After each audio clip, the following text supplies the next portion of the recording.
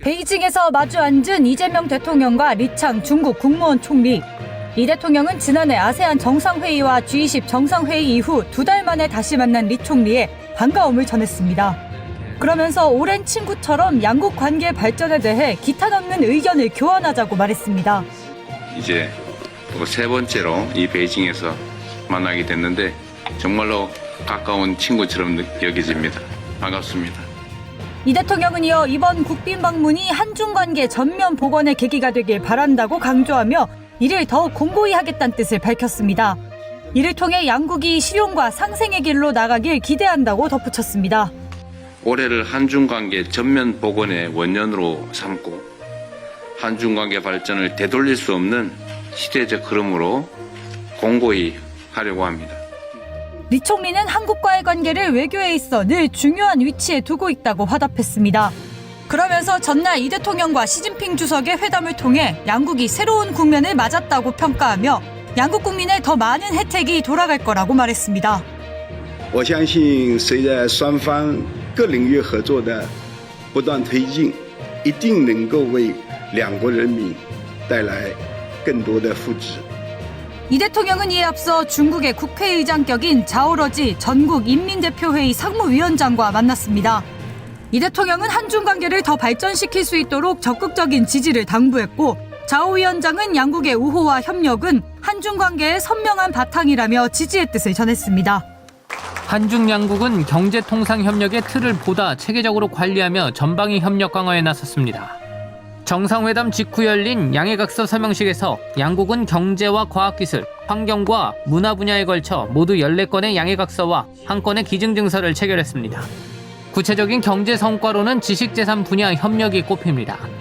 한국지식재산처와 중국 국가지식재산국은 지식재산 보호와 함께 인공지능과 빅데이터를 활용한 특허 분석과 심사, 행정 전반에서 협력을 강화하기로 했습니다.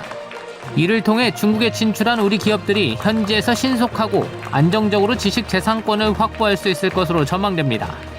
그동안 비정기적으로 열렸던 한중 상무장관 회의도 정례화됩니다. 다양한 분야에서 전략적 대화 채널을 복원하여 양국 간 정치적 신뢰를 튼튼히 하기로 하였습니다. 양국은 상무장관 회의를 통해 경제통상 현안을 체계적으로 관리하고 산업단지 협력을 강화합니다. 특히 공급망 안정에도 속도를 낸다는 계획입니다. 미래산업 협력도 본격화됩니다. 디지털 기술 협력 양해각서를 통해 인공지능과 빅데이터, 소프트웨어 등 디지털 전반의 교류를 확대합니다. 과학기술 혁신 협력을 통해 연구자 교류와 공동연구도 추진하기로 했습니다. 중소기업과 스타트업을 중심으로 인공지능 등 신기술을 활용한 양국 시장 진출을 돕는 스타트업 얼라이언스 구축 기반도 마련했습니다. 국민 생활과 밀접한 환경과 먹거리 분야 협력도 구체화했습니다. 미세먼지 중심이던 환경협력은 기후변화와 순환경제 전반으로 확대합니다.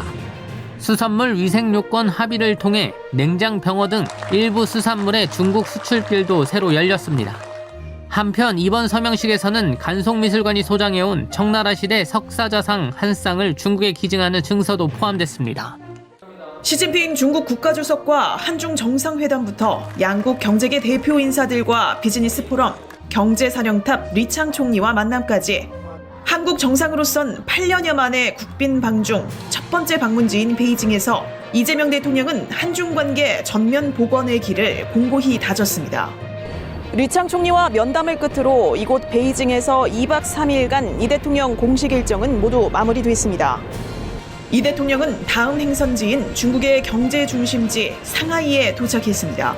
상하이에서 처음 만날 고위급 인사는 천지닝 상하이시 당석입니다.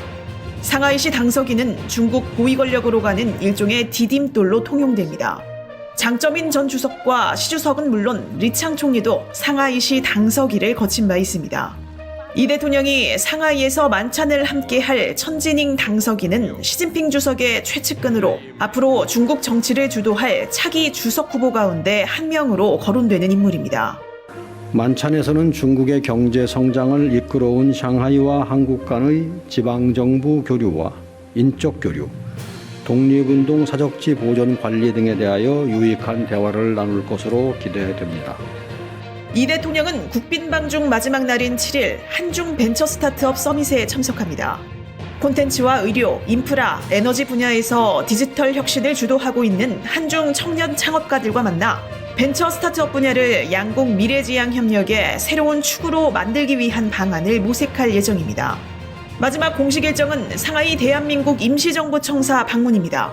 올해 김구 선생 탄신 150주년, 임시정부 창사 100주년을 맞아 독립운동가들의 희생과 헌신을 기리고 한중 양국이 국권 회복을 위해 함께했던 공동의 역사적 경험을 기념할 계획입니다. 미국에 합송된 니콜라스 마두로 베네수엘라 대통령의 빈자리에 델시 로드리게스 부통령이 임시 취임했습니다. Vengo como vicepresidenta ejecutiva del presidente constitucional de la República Bolivariana de Venezuela, Nicolás Maduro Moros, a prestar juramento. 로드리게스 임시 대통령이 취임했지만 내부 혼란은 여전합니다. 베네수엘라 정부는 미군 공격을 지지하는 이들을 검거하겠다는 비상선포문을 관보에 게재했습니다. 비상선포는 90일간 이어지며 추후 연장할 수 있다고 적시도 했습니다. 국제사회 대립도 이어지고 있습니다. 유엔 안전보장이사회 상임이사국인 미국과 영국, 프랑스는 마두로는 불법적 대통령이라고 주장하는 반면에 중국과 러시아는 국제법 위반 행위라며 맞서고 있습니다. 중남미 국가들 사이에서도 입장은 엇갈리고 있습니다. 우리 정부는 베네수엘라 상황을 예의주시하면서 우리 국민 안전을 위해 필요한 조치를 취해 나가고 있습니다. 외교부는 김진아 2차관 주재로 2차 상황 점검 회의를 열고 안전대책을 논의했습니다. 정부는 4곳의 교민 대피 거점을 마련해 선제적으로 비상식량과 약품, 위성통신기기를 구비했으며 추가 지원이 필요한 경우 최대한 지원할 예정입니다. 또 유사시 교민 대피 철수 계획도 준비합니다. 앞서 이재명 대통령도 베네수엘라 사태 직후 철저한 교민 보호와 상황 악화에 대비한 치밀한 철수 계획 수립을 지시했습니다. 아울러 현지 체류 중인 우리 국민은 항공편이 재개되는 대로 조속히 출국을 하고 여행을 계획 중인 경우에는 취소하거나 연기하도록 안내하고 있습니다. 한편 베네수엘라에 체류 중인 우리 국민은 70여 명으로 파악되는 가운데 현재까지 접수된 피해는 없다고 외교부는 밝혔습니다. AI와 딥테크 중심의 기술 대전환이 산업 간 경계를 허물면서 혁신을 이끄는 벤처기업이 국가 경쟁력의 핵심 성장 주체로 떠오르고 있습니다. 이에 정부는 올해 민간 중심의 벤처 투자 생태계를 한층 강화하기로 했습니다. 먼저 민간 벤처 모펀드에 대한 세제 지원을 확대합니다. 민간 투자 활성화를 위해 민간 자금을 모은 재간접 모펀드에 대한 혜택을 늘리겠다는 겁니다. 세액 공제율을 출자 증가분의 3%에서 5%로 높이고 투자 목적 회사를 통해 투자하는 경우에도 벤처 투자 조합이 직접 투자하는 것과 같은 수준의 세제 혜택을 제공합니다. 벤처 투자 환경 개선을 위한 투자 규제도 대폭 완화합니다. 벤처 투자 회사 등이 투자 의무를 준수해야 되는 기간이 기존에 3년이었는데 5년까지 완화를 했고요. 연도별 투자 의무도 저희가 등록 후에 3년까지 한 건, 또 5년까지 추가 한 건 이렇게 투자하도록 의무를 좀 완화해서 부담을 좀 경감한. 다음 달부터 벤처 투자 회사 등이 예외적으로 투자할 수 있는 금융회사 범위에 비상장 주식 등의 유통 플랫폼도 추가됩니다. 혁신 금융 스타트업의 성장 기반을 마련하기 위해서입니다. 벤처 투자 조합 제도도 보다 유연해집니다. 하반기부터 투자 조합 재산을 관리 집행하는 업무 집행 조합원에게 부여되던 개별 펀드 투자 의무가 폐지될 예정입니다. 전체 펀드 의무만 적용돼 펀드별 특성을 반영한 운용 전략 수립이 가능해질 전망입니다. 정부는 벤처 투자가 지속적으로 이루어질 수 있도록 제도를 정비했다며 벤처 4대 강국으로 도약하겠다는 방침입니다. 건설공사 참여자의 자율적인 안전관리 강화를 위해 지난 2017년부터 도입된 안전관리 수준평가. 평가 대상은 총 공사비 200억 원 이상 공공발주 건설공사 참여자로 공정률 20% 이상 건설 현장을 보유한 발주청과 건설업자, 주택건설업 등록업자 등입니다. 올해의 경우 280여 개 현장에 366개 참여자가 평가 대상에 올랐습니다. 평가 기준은 안전전담 조직 구성과 관계 법령에 따른 업무 수행을 비롯해 자발적인 안전점검 활동 등 153개에 달하는 세부 지표와 건설 현장 사망자 수를 평가한 뒤 심의를 거쳐 5개 등급으로 나뉩니다.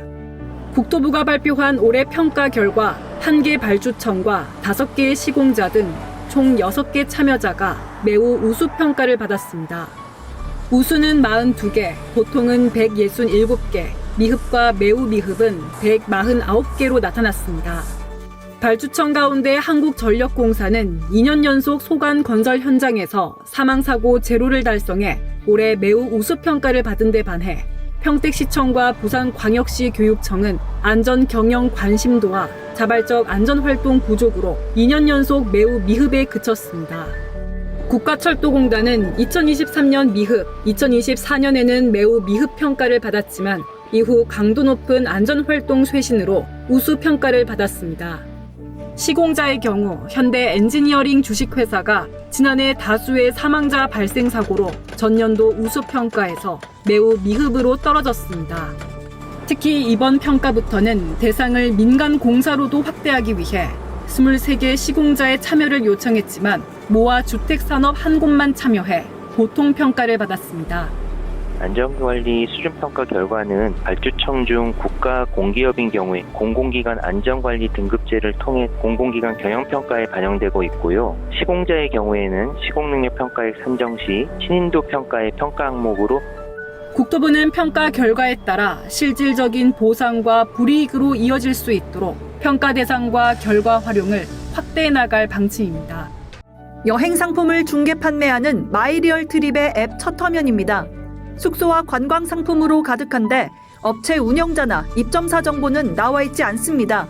공정위는 이를 사업자 의무를 위반한 행위로 보고 업체에 시정명령과 과태료 50만 원을 부과했습니다. 사이버 운영자인 경우에는 자신의 신원 정보를 초기 화면에 표시해야 되는 의무가 있습니다. 또 사이버몰에 입점해서 판매하는 사업자들의 신원 정보를 소비자에게 제공할 의무가 있는데 그런 행위를 위반했기 때문에 전자상거래법 제10조를 보면 사이버몰 운영자는 상호와 대표자 이름 등을 소비자가 볼 수 있도록 표시해야 합니다. 제20조는 통신판매 중개자는 입점사의 신원 정보를 확인해 청약이 이뤄지기 전까지 소비자에게 제공해야 한다고 규정돼 있습니다. 해당 업체는 제재에 따라 앱의 판매자 정보를 확인할 수 있는 연결 화면을 생성했습니다. 또 초기 화면 하단에서도 소비자가 업체 상호와 사업자 신원을 볼 수 있도록 개선했습니다. 공정위는 이번 조치로 통신판매 중개업자가 입점사의 신원 정보를 소비자에게 제공하는 등 법적 의무를 이행하게 함으로써 소비자 피해가 줄어들 것으로 기대했습니다. 또 앞으로도 온라인 여행 플랫폼 사업자의 위반 행위를 지속 감시하고 적발 시 엄정 조치할 계획이라고 밝혔습니다. 원금이 3천만 원보다 적은 대출을 연체하고 있는 개인 채무자가 금융회사에 채무조정을 요청할 수 있는 채무조정 요청권, 빚을 갚는 게 어려운 연체 차주는 금융회사 심사를 거쳐 분할 상환과 상환 유예, 이자율 조정 등을 받을 수 있습니다. 지난 2024년 이 권리가 신설됐지만 채무조정 요청률은 5%가 채 안 됩니다. 채무조정 요청을 할 수 있다는 사실이 연체정보 등록 예정 사전 통지 때 간단히 안내돼 소비자가 알기 어렵기 때문입니다. 채무조정 요청권에 대한 안내가 연체정보 등록 예정 사실 통지문에 포함되어서 간략하게 안내되고 있기 때문에 그 소비자가 이걸 간과하기 쉽고 채무조정 요청에 필요한 필수 정보도 얻기 어려울 실정으로 앞으로는 채무조정 요청이 별도로 안내됩니다. 연체 발생 후 5영업일 안에 채무조정 대상과 요청 방법 등 자세한 내용이 문자 등을 통해 발송됩니다. 채무조정 제도를 연체 발생 초기에 활용해 장기 연체를 방지한다는 게 금융감독원 설명입니다. 이번 달 말까지 모든 저축은행과 상호금융, 여전사에서 시행할 계획입니다. 금감원은 소멸 시효가 완성된 예금과 적금 등 휴면 금융자산 관리도 강화합니다. 1조 4천억 원 수준에 머무르고 있는 휴면 금융자산 환급률을 높이기 위해서입니다. 환급률이 낮은 금융회사는 휴면 금융자산 관리 업무 정비를 지도하고 현황과 환급 실적 등을 공개해 금융회사의 자발적인 환급을 유도할 방침입니다. 대한항공과 아시아나항공의 기업 결합으로 주요 노선들이 새 주인을 찾게 됐습니다. 정부는 앞서 양사 간 기업 결합을 승인하는 조건으로 운수권 재배분을 요구했습니다. 장거리 노선의 경우 거의 독점적 지위를 갖게 됩니다. 양사합병으로 지금 일부 노선, 유럽의 4개 노선을 포기했지만 73%입니다. 국제선에서 유일하게 경합을 벌였던 인천발 자카르타행 노선은 티웨이 항공이 차지했습니다. 업무와 여행 목적의 수요 모두 높은 노선이라 경쟁이 치열했던 것으로 전해졌습니다. 나머지 국제선 노선은 단독 신청한 항공사들이 그대로 선정됐습니다. 알래스카 항공과 에어 프레미아가 각각 인천발 시애틀과 호놀룰루행 노선을 맡게 됐습니다. 또 인천에서 출발하는 뉴욕과 런던행 2개 노선은 이미 이전 절차를 밟고 있습니다. 국내선인 김포와 제주 간 왕복 노선은 4개 항공사에게 돌아갔습니다. 이스타 항공과 제주항공, 티웨이 항공, 파라타 항공이 운항을 나눠 맡습니다. 인천과 부산에서 괌으로 향하는 노선과 광주와 제주 간 노선은 신청사가 없어 선정 절차가 이뤄지지 않았습니다. 이번에 새 노선을 배정받은 대체 항공사들은 이르면 올해 상반기 운항을 시작하게 됩니다. 정부는 아직 주인을 찾지 못한 나머지 노선에 대해서도 신속하게 이전 절차를 진행할 예정입니다. 국민건강보험공단이 희귀질환자의 의료비 부담을 덜기 위해 산정특례 대상 질환을 확대합니다. 산정특례는 암과 희귀질환 등 중증 질환자의 본인 부담금을 경감해주는 제도입니다.